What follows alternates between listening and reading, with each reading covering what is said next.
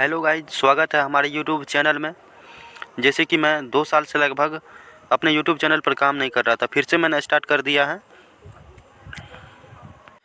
और Bihar open board वाले के लिए जो है एक बहुत बड़ा खुशखबरी है, जो कि उसे कोई पढ़ाने वाला नहीं मिलता था यूट्यूब पर। मैं फिर से आ गया हूँ। और पहले मैं 2 चैप्टर का बता दिया था, हिंदी का जो दो चैप्टर था वो बता दिया था। और तीसरा जो है नालंदा महाविहार एक परिचय, जो एक लेखक रवि मोहन ने लिखा है, इसका लेखक है। और चैप्टर स्टार्ट करने से पहले जो है राम जी का आशीर्वाद ले लेते हैं।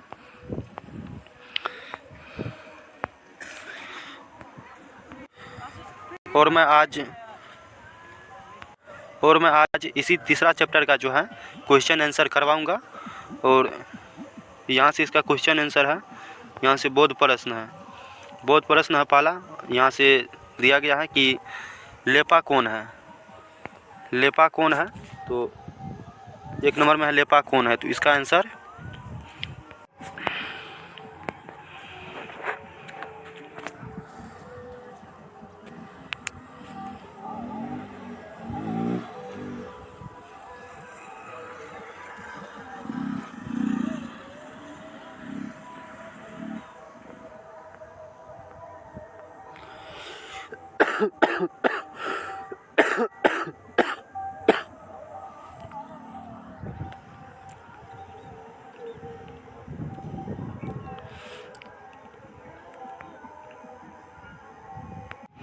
अब जो है एक्सरसाइज 1 पर आएंगे। एक्सरसाइज 1 पर जो है दिया गया है 1 नंबर में क्वेश्चन, जो है 1 नंबर का क्वेश्चन दिया गया है।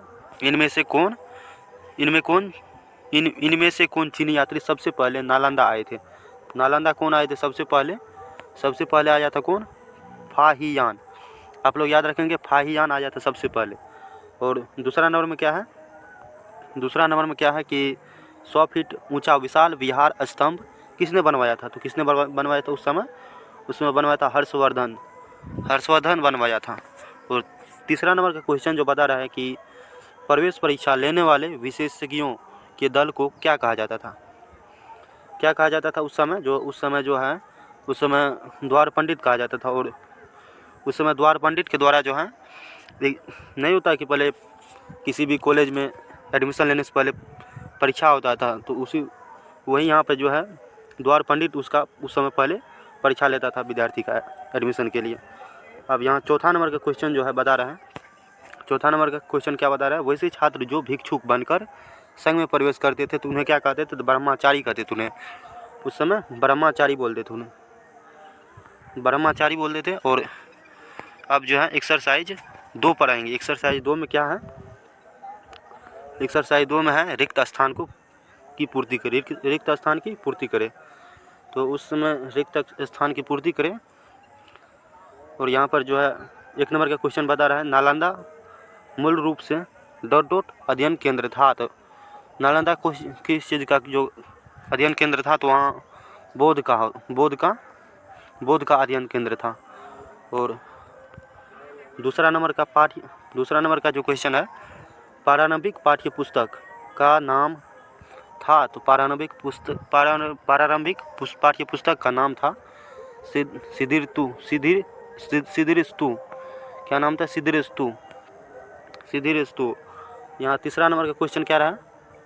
तीसरा नंबर का जो क्वेश्चन है यहाँ देखिए, तीसरा नंबर का क्वेश्चन है वर्णमाला में ... अक्षर थे। तो वर्णमाला में कितने अक्षर थे? तो आप लोग भी जानते हैं, ये बहुत बचपन में ही सिखा दिया जाता है। यहाँ 49 है, ये इसका आंसर 49 हो जाएगा 3 का। और 4 का क्वेश्चन क्या कह रहा है? 4 का सभी के लिए ... का प्रारंभिक अध्ययन अनिवार्य था। तो सब विद्यार्थी के लिए जो है, सभी स्टूडेंट के लिए नालंदा विश्वविद्यालय एक कॉलेज था जिसमें सभी स्टूडेंट के लिए जो चिकित्सा होता है, डॉक्टर का काम होता है, वह शिक्षा अनिवार्य था सभी विद्यार्थी के लिए। वह शिक्षा क्या था? अनिवार्य था। आप लोग याद रखेंगे। और 5वां क्वेश्चन क्या कर रहा है? 5वां क्वेश्चन क्या रहा है? युवान चंग के समय ... विश्वविद्यालय के कुलपति थे। तो उस समय जो है युवांग चंग के समय जो है ... विश्वविद्यालय के कुलपति थे। कुलपति उस समय कौन थे? उस समय कुलपति थे सीलभद्र थे। और एक्सरसाइज अब 3 में आए हैं।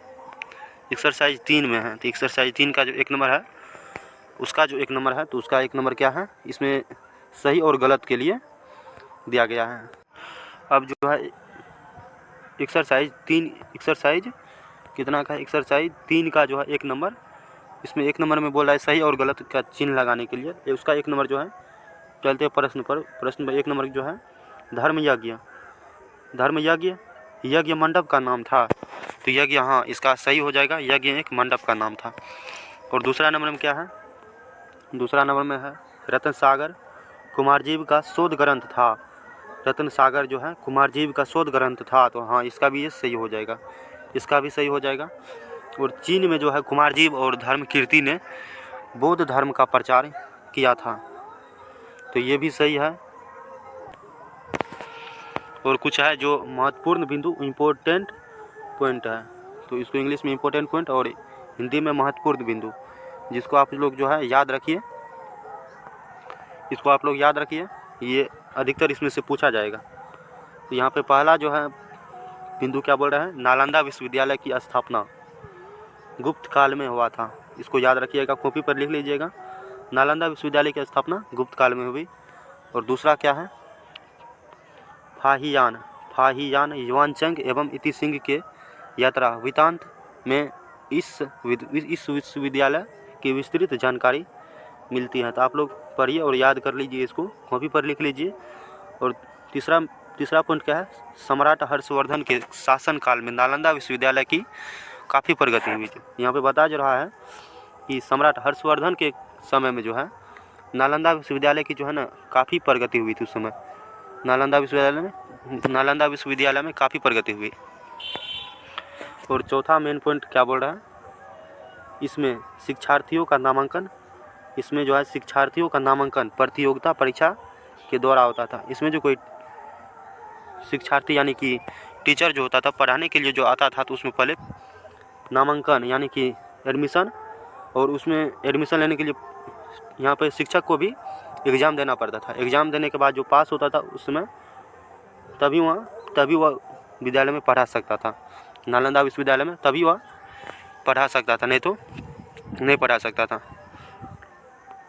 और पांचवा मेन पॉइंट जो है, ये क्या बोला है, चिकित्सा का प्रारंभ, यहाँ पे जो है चिकित्सा का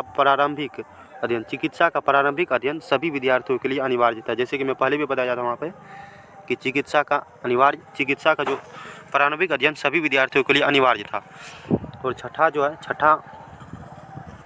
छठा मेन पॉइंट क्या बोल रहा है, महान विद्वान शिलभद्र भी इस विश्वविद्यालय के कुलपति थे। तभी मैं बताया था कि महान विद्वान शिलभद्र भी इस विश्वविद्यालय का कुलपति रहे। और यहाँ पे जो है लास्ट सातवां मेन पॉइंट, यहाँ पे कुमारजीव, नागार्जुन, धर्मकीर्ति, धर्मपाल आदि विश्वविद्यालय के शिक्षकों में से एक थे।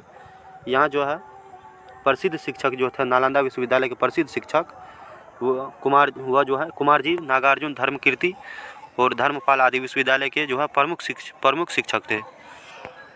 और कुछ शब्दार्थ हैं, इसको भी आप लोग याद करना जरूरी है।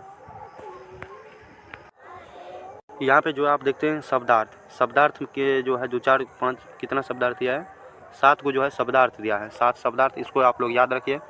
ये भी एग्जाम में पूछने का संभव है, ये पूछ सकता है। यहाँ की देखिए, यहाँ की सरोवर को जो मतलब सरोवर का मतलब जो है तालाब होता है, ये आप लोग बहुत दिनों से जानते होंगे या शायद अभी जान रहे होंगे।